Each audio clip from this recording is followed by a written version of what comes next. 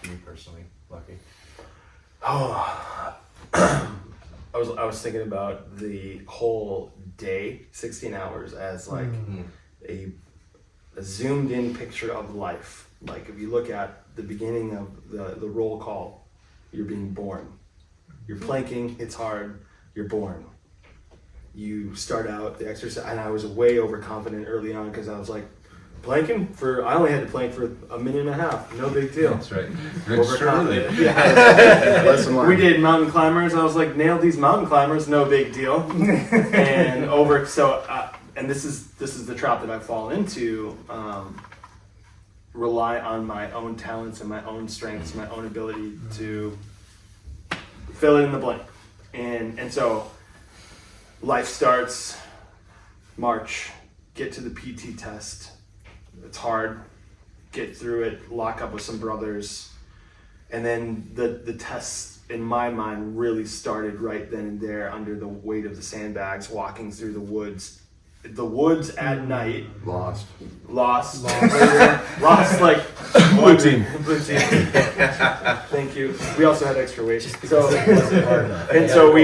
So I remember I very early on realized,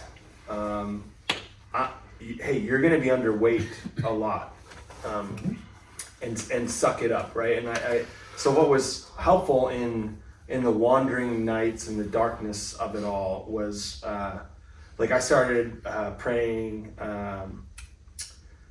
I have come that you'd have life and have it more abundantly. And I was like, okay, life. This is life. And what is abundance right now, Father? Because like the abundance of 80-pound sandbags, like that's I don't want that abundance. But this is but I remember there was one of the verses I think about a lot. And the enemy comes to kill, steal, and destroy. And I was thinking about the thoughts of failure a lot. And I was thinking about like, man, I don't want to lock into that, right? And so it was like, because I knew the truth, and I knew that that life is abundant and it's peace filled, and I'm supposed to walk in community, literally walking in community with brothers beside me, right? And it's like this picture of life.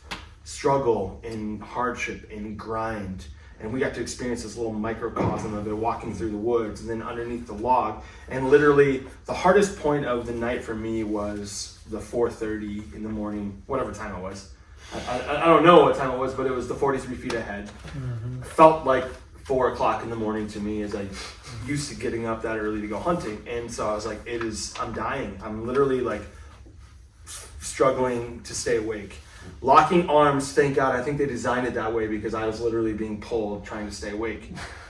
And it was the low point for me emotionally, and I think where I was just trying to like glean little glimpses of encouragement from people. And then I remember the cadre at the end of that workout was like, I was hopeful we were going to get a break, and he literally said something, and I could be imagining this, I don't know. He said, you can either fill your water bottle up or go to the bathroom. Yeah, no. And I was like, well, I choose go to the bathroom because, and I was like, that was a win, because I was like, I had to pee before that workout even started.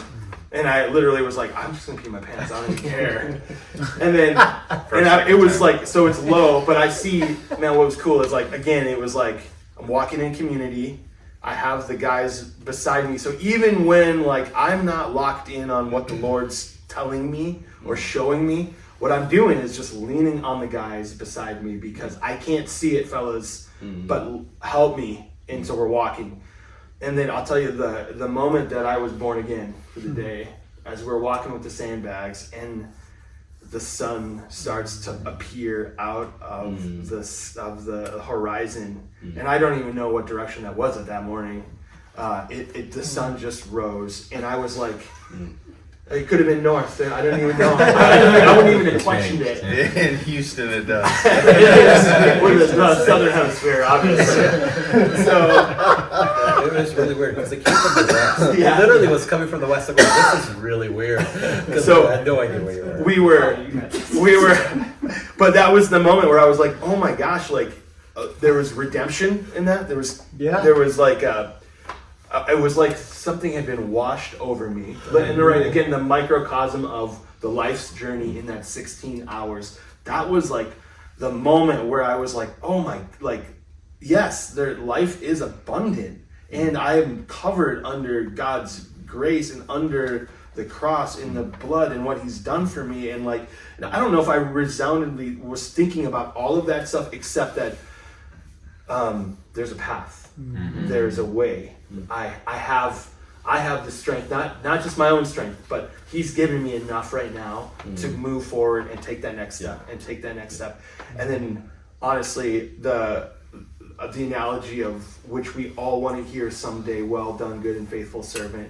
When that guy took that patch and did that thing to me, was the well done, good and faithful servant. And I was just like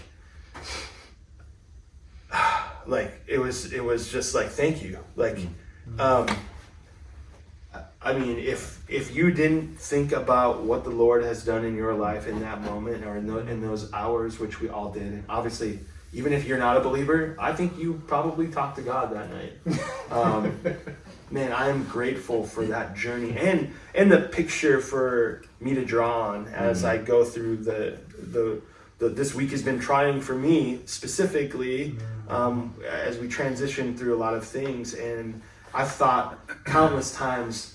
I've seen red lights at night in times of great darkness, but I've seen the faces of the men around me and encourage me, and then obviously we're in community, a tight community, so I've been encouraged by that. So, yeah.